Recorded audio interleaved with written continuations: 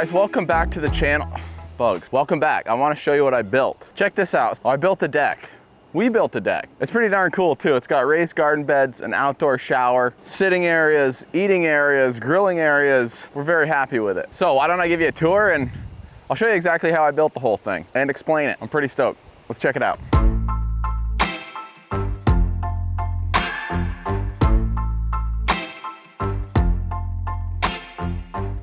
All right, folks, welcome back and take a look at what we're working with here. This is the original deck on the back of our house, built in 1983, so not a bad run, okay? This thing just kind of started to rot and you'd be able to put your foot through it in the last, I don't know, 2 years? Pretty darn good. Obviously, this stuff all has to go away before we build a new deck, so first I just started in on the raised garden bed, which, check this out, I built this thing back in 2018. The house is a different color. We had one dog, a totally different dog. It was 16 feet wide. I built it out of hemlock from our local lumber yard. And, you know, those boys promised me that this stuff had so much rot resistance thing that it'd last forever. And turns out forever was about 4.5 years. So that had to go. And then I move on to just getting rid of this deck. Like I said, 1983, this thing is pretty darn well built, so it's kind of a bear to try to get this thing apart. You can actually see on the front that the paint kind of changes colors, and as I was tearing this thing apart with my Milwaukee reciprocating saw, which I had just purchased at the local hardware store, both really well built, but just kind of in a different fashion. So I'm thinking the left-hand side was like a bit of an addition. I mean, as you can see, look at all the joists. I can literally, look at, I'm standing on this thing. It's missing a leg and it's still, you know, this is a good deck, but it's got to go. All right, so adios old deck. I piled it all up over there in the dump. That'll end up getting burned eventually, or I'll take it to an actual dump. So this is a situation here. That's the inside of our house. So I'm gonna have to fix this before we get started on the deck. That's okay, we got a trip coming up, so I'm gonna knock this out.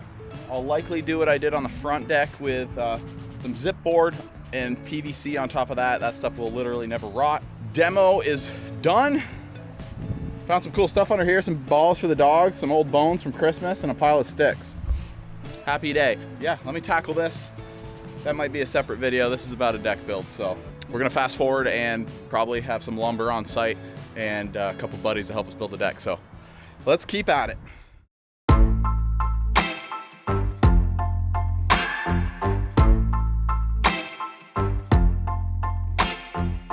So this is the first section that we built. You'll see I started with this because I could kind of do it on my own. I ended up needing a little bit of help from friends for this upper section, but for this guy, the idea was just to have a big old slab where my wife and I could put our chairs, stare out at the yard, grill, do some barbecuing over here. And then Allie really likes all this like plant stuff and all these pots and planters. So we figured this would be a good spot to just kind of put all those. Henry's also got his water table. It's good for kids, it's good for dogs. Check out how we built this. Well, the buddies never showed up, but that's okay because the next step is just me laying out the blocks that this deck is going to sit on. These are just your average 4-inch, I think, by 8 by 16-inch concrete pad blocks, and I'm in sand here, so I'm just going to use these for these posts to sit on.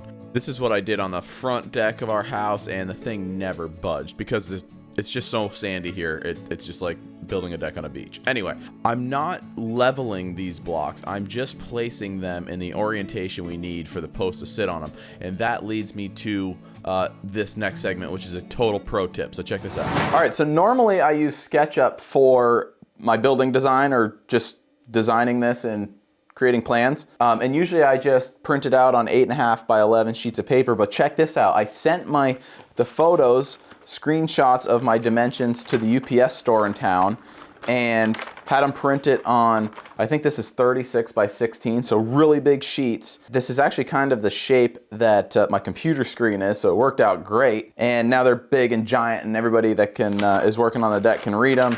It's easy for me. Yeah, this is just a huge pro tip, I think. I think it was like $1 a sheet, and there's 11 of them, so I don't know, $11 plus tax. This is a great idea. I think I'm just going to do that for like all of my builds from this point forward. It's just so much easier. So I will overlay what this page looks like for these plans of just the layout, so you can kind of get an idea of what I'm working with here. And, you know, after those are all laid out where they're supposed to go, again, they're going to take a little bit of shifting, but once they're where they're supposed to be, now it's time for me to level them. For that, I am using a laser level, and then I've just kind of got this little primitive depth gauge set up on basically a steel post with my little magnetic target, and it works pretty good. Now that all my block is laid, it's all square to the building and it's all level, it's on the same plane, it's time for me to start on this deck. Now this first part, I know I said my post would be sitting on these, but I'm actually putting this section directly on the pads, right on the ground. This is roughly 12 by 16. No, I think it's exactly 12 by 16 feet. And the reason I'm putting it, so there's going to be two sections, right? There's going to be a taller section and this here lower section. The reason I'm doing this is because when our dogs come ripping out the back door, they would always take the same path, right? Because they'd have to run down the stairs and then they'd bank a corner and shoot off into the yard. And it just like totally chews up the lawn. So I figured if I put just, you know, a single big section right on the ground that could kind of go off any old which way, and well, in my head I'm gonna not do as much yard work, right? Or my grass is gonna look a lot better. You can see when I'm installing these joists, these are gonna be 16 on center, very typical. And what I've done here is I've actually pulled the whole deal kind of away from the house because I want to be able to run screws from well, you can see me doing it right here, from the back into those joists, into the ends of those joists. So I did have to pull the whole thing back from the house, and then you can see I've got it all set up and I was able to push it back. You can see I just square it all up, so it's square to the house, it's square to itself, and then it's time for some blocking. Now, I'm very curious what you guys think about this. I have always had a tendency, and you'll see this, I'm cutting those boards, but I've always staggered my blocking, and when I start to install it, you can see it here. So that way I can get my drill in there or my nail gun in there and easily secure the blocks from each side of the joist. I don't know if that's any better structurally than, any better or worse than just running them straight and then obviously toenailing one end of the blocking, if that makes sense. So staggered or straight, which one do you guys use and why is it better? With that complete, it's time to move right on to the decking. And I like to do this mitered edge picture frame method whenever I can, which you can see here. And because this is just a big rectangle, it's going to be super easy for me to just set up two sides of that frame and then just run all these deck boards long. So I'm going to butt them up against what you see on the right hand side, run them along off the end of the left hand side, and then when we get to it, I'll eventually just chalk a line and cut all the ends of those boards off in a perfectly straight line and then install my third piece of that frame. And I've had really good luck with this. It comes out really nice and everything's very nice and uniform and even, and you totally eliminate any kind of measuring out of the situation. So super easy, love this method.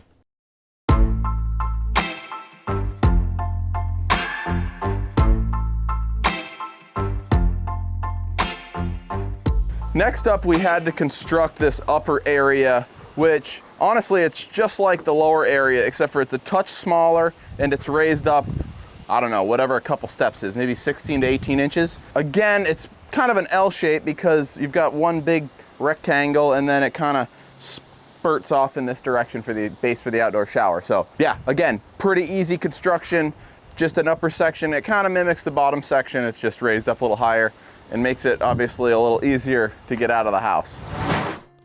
Now it's time for the buddies to show up. So I didn't quite get to finishing off that lower section by myself, so all four hands on deck, we knocked that out extremely quickly. I only had a handful of boards left, and then we just completely finished that lower section and moved on to the upper section. Now, I put Lex, he's the guy running the tool belt. He's my buddy who's an actual builder, and I bounced a lot of ideas off of him. And as far as code goes, he knows the book, so everything's up to code. But I put him in charge of installing and creating the carrying beams. So the carrying beams are what the joists sit on, and these are just doubled up 2x8s. That's going to be sufficient for this deck. You can see them here, and those are the ones that have the posts sitting underneath them.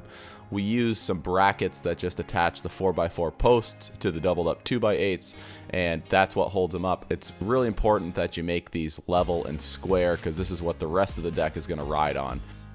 You can see those 4x4 posts are all kind of a different height. The easiest way to do this is, rather than getting all of your pads on the same level, is just get them all flat and level and then cut your posts so everything's the same height, if that makes sense. This is also going to determine the final height of the deck. So you got to kind of figure out where you want your deck boards to land, which in our case is 2 inches below the threshold of the door, and then subtract the height of your joists and the height of the thickness of your deck from there, and that gives you the height of your beams. So now we're laying in some joists. These are again 16 on center, just like before. We've got a whole bunch of long ones. I believe these are 14 feet. And then closest to the camera, which you can see, are some shorties, and that is the little section for the outdoor shower. I've seen a lot of people use brackets to install their joists as well. In this case, we didn't do that. We're just toenailing them right into the carrying beams, and then from there we're laying in some more blocking. Again, it's staggered, and I'm really curious to hear what you guys think about that. On another note, you'll see that this deck is completely freestanding. I built a similar deck on the front of our house, and in my opinion, I really don't love having decks attached to the house. You'll see a lot of people will run a rim joist. I don't even know what you call it, but it's a big nailer that's attached to the house, and then they run their joist directly into that and attach it to the structure. I like to leave a little bit of a gap between the house and the freestanding deck for a place for water to go. I find it makes the deck last a little longer, and it keeps water out of your house. We have a basement, we live in Vermont, so a dry basement is always a good thing. Now, moving on, you can see we're doing the same exact thing as we did on lower deck, and just running those deck boards long with our little picture frame thing going on. And again, with 4 people, I think this only took like 20 minutes for us to run all these deck boards. Because of the length from this end all the way towards the end of the outdoor shower, we ended up breaking this into 2 sections. So this section that you see here is kind of a square with a mitered edge, and then the far section where the outdoor shower sits is another smaller square with obviously a mitered edge. And the way I designed this deck was I wanted to be able to just kind of buy all the same lumber. So the little outdoor shower section is literally half the width of the big section, and so I could just cut those boards in half. We have like very little waste. You can see my dad just stacked up like whatever offcuts we had, which is just kind of next to nothing.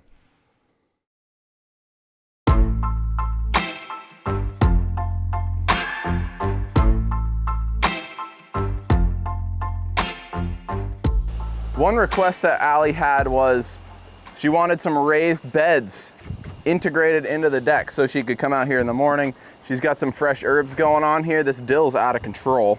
Basil, kind of like, you know, if you're cooking dinner or eating breakfast or doing whatever, you can come out here, pick some herbs, throw them in your meal, do whatever. I'm standing in front of some mint and some other stuff. I'd have no idea what it is, but I think she wanted this section to be mostly herbs.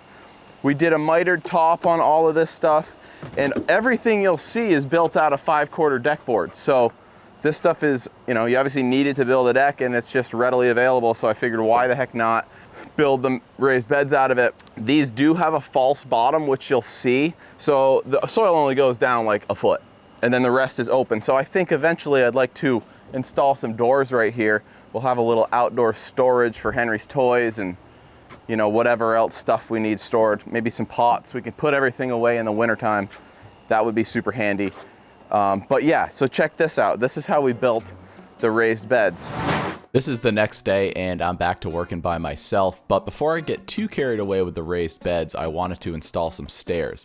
This is a super easy way to make a little staircase. It's basically a big box or a big rectangle with a smaller rectangle on top, and then you just deck over it, and again, those mitered edges, it just makes it look really good. I'm a big fan of that. And you'll see I installed some blocking because eventually I'd like to fabricate a metal railing for these stairs. Now we're getting serious. So Allie really wanted to help. This is what these raised beds look like, or this is the frame. So you can see the false bottom will sit on those 2x4s, and some just vertical 4x4s are what's gonna carry these things. For this one, we could build a lot of it. You can see here right on the deck. That made it really easy, and it actually made it really easy to get nice tight corners. These vertical laps, or the sides of the raised beds. We mitered the corners on those so there's no butt joints showing. That made for just a really clean look in the end. So we're going to install some 2x4s here, which match up exactly with those other 2x4s on the sides. And where I'm standing is where I was talking about possibly putting some storage. So the false bottom is going to sit on top of those 2x4s, and then we just have this big section underneath. So that's where I was thinking throw a couple doors on the front and have a little storage area for, whatever. You can also see there's a little bit of deck access through here. There's a little bit of a gap, so I don't know if Lucy ever loses her tennis ball under there, we could go grab it. And then this is the false bottom. So I picked up a couple sheets of 1/2-inch pressure treated plywood, which is going to be the bottom of the bed. I don't know if you can see it from this angle, but my theory was that I would actually kind of bow this bottom section. So meaning I'd put spacers on 3 of the 4 sides and then screw the whole thing down. It would kind of make a funnel shape towards a singular point in the center of the bed where I could install a drain. I was hoping I would be able to line these with plastic and then have all the water drain out of a single point, but I ended up going back on that idea. I didn't want too much moisture to be trapped within this bed and cause rot, so we ended up just doing a landscape fabric. To finish it off, we just ran horizontal deck boards with mitered edges just like the sides, and then topped it off with a nice mitered picture frame on the top with about a 1-inch overhang on all sides, and that looks real nice.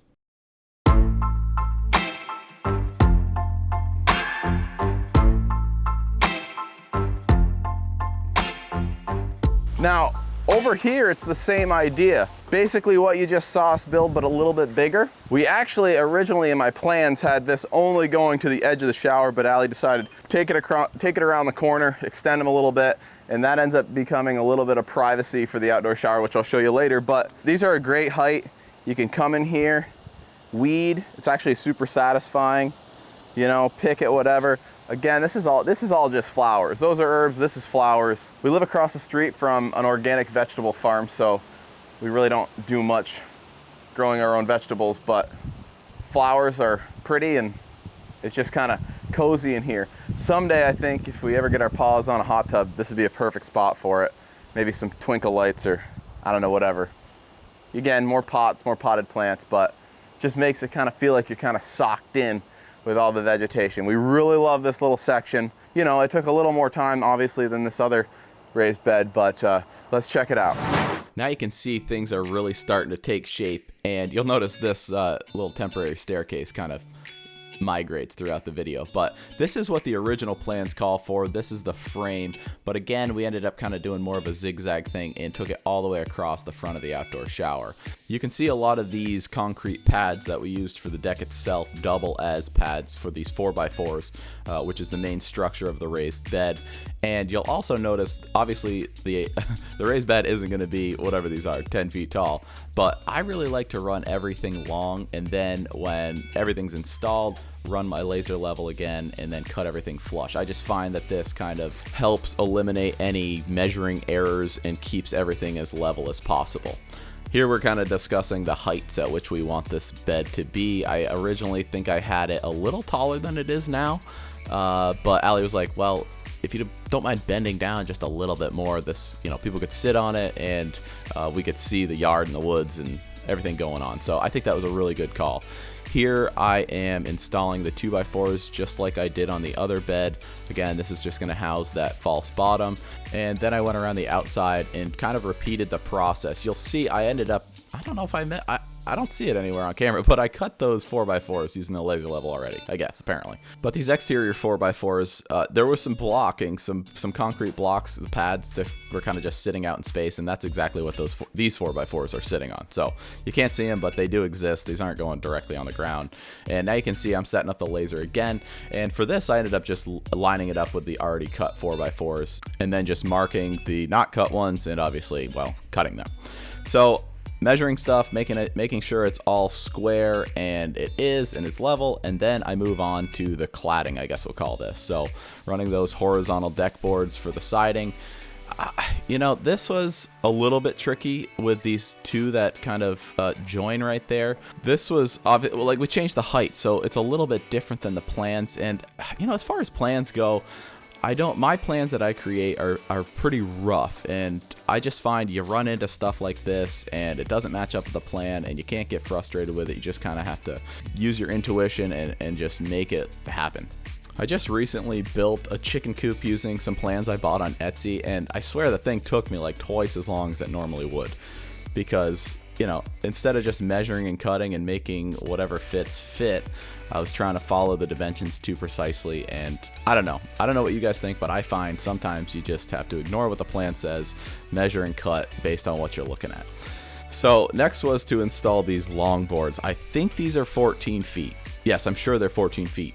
And with just one man doing this, me, what I like to do is install one board, and then I'll take screws and I'll put them sort of kind of where the next board's gonna go, screw them in like halfway so it gives me kind of a ledge to place the board on, and that'll get it close enough where I can just push the board into place and screw it by myself. That doesn't make sense. It's kind of hard to catch on camera, but maybe someday I'll make a video of how I build stuff by myself. There's a lot of little tips and tricks. I mean, I built a whole barn by myself. You should check that out. We're now on to the false bottoms for this big section of raised beds, and very similar to what I did with the small bed, just kind of cutting around those 2x4s and 4x4s and laying them in there. You'll see with this one, I ended up not every board is big and sexy. Look at this right here. See, I kind of just placed some of the offcuts in there. All it needs to do is create a false bottom. So kind of using my offcuts to make that happen. I don't want anything to be wasted. So here I'm doing again the big mitered frame, and my parents showed up, so I put my dad to work. This is where it's super important to make sure this frame is completely square, because look at these big long runs and they end at a miter, so you know you want those miters to be nice and tight. Even though this is pressure treated, you'll see everything over the next month or so, everything kind of dries out and your gaps separate, but not a big deal. The other piece for this section, which we ended up doing, was throwing in just a small, another, it's not even raised, it's just a little garden bed, little planter situation, but this wall was really big and kind of in your face, so we threw in this extra section here, planted some cosmos. Those babies will probably bloom here eventually. Again, I'm not much of a botanist, so I don't know, but they do look pretty nice in the meantime. And then pop around the corner and I have just a cool thing.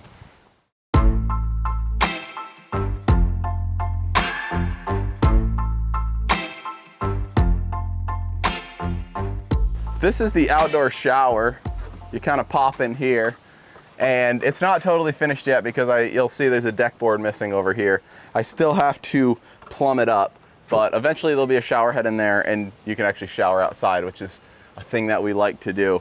We stayed at a vacation home and they had one of these in Cape Cod, and we're like, why would we ever shower inside in the summertime when you can take a little bath outside? So got the cool little pergola thing going on. And here, pop inside for a second. Let me just show you one thing. This is really kind of a cool view in here.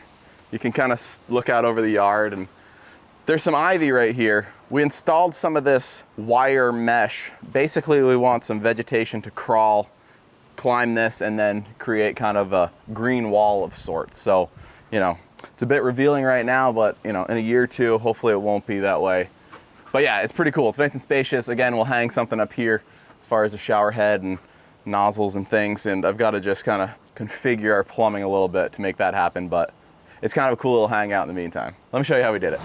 So you guessed it, more 4x4s, running them long, the whole deal. Basically, it's just a big version of the frames I made for the raised beds. You can actually see there's a couple 4x4s that I ran long and I kept them long. Those guys that are the uprights that we tie these 2x4s across the top into are actually screwed right to those raised beds. So it's super, super solid. And you can see I'm installing some of this wire mesh. I think this was left over from a dog fence, maybe, but it worked really good. And then I just made a little pattern to put like a little decorative detail on the ends of these pergola members. I went through and did it with a jigsaw. I think the key here is to just have a really long jigsaw bit. It worked pretty well, and then I just chased it with a 3/8 inch round over, just to pretty it up a little bit. And again, kind of like the joists for the big section of the deck, we ended up just toenailing these in. They don't really structurally support anything. They kind of keep these frames from wobbling back and forth, but they don't hold any load, so they're really just for show. So as long as they're straight and level, they look really good. And then I grabbed some extra 2x4 cutoffs that we had kicking around, and for this I wanted to do just like a little bit of a wall here on the deck side, so if somebody wants to shower and other people are sitting on the deck, well, they don't get like a crazy view. And you can see I just threw in like a little shelf there. I'm thinking for shampoo, or I don't know, maybe like some succulents or something.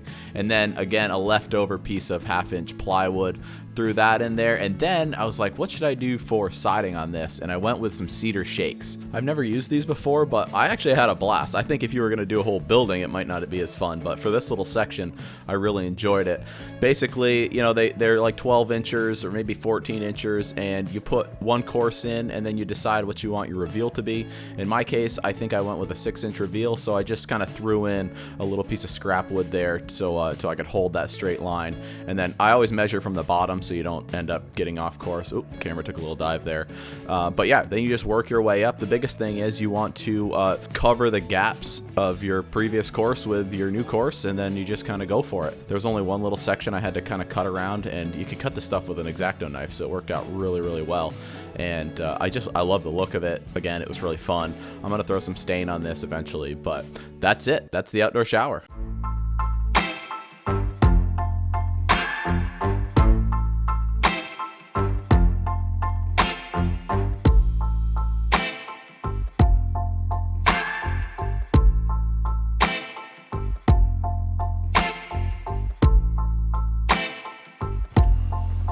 Well, folks, if you've made it all the way to the end, congratulations. I know it was a bit of a long one, but I hope it was entertaining. It was a really fun build. It's not totally complete yet, and this is our first summer with it, so we'll keep you posted, but so far, so good. Let me know what you think down in the comments. What would you have done differently? You know the whole deal. I always appreciate feedback, and let me know if you've ever seen anything like this. I don't know of any decks that I've seen with raised beds built in, along with an outdoor shower. Let me know. Thanks again for watching. We'll see you next time. Bye.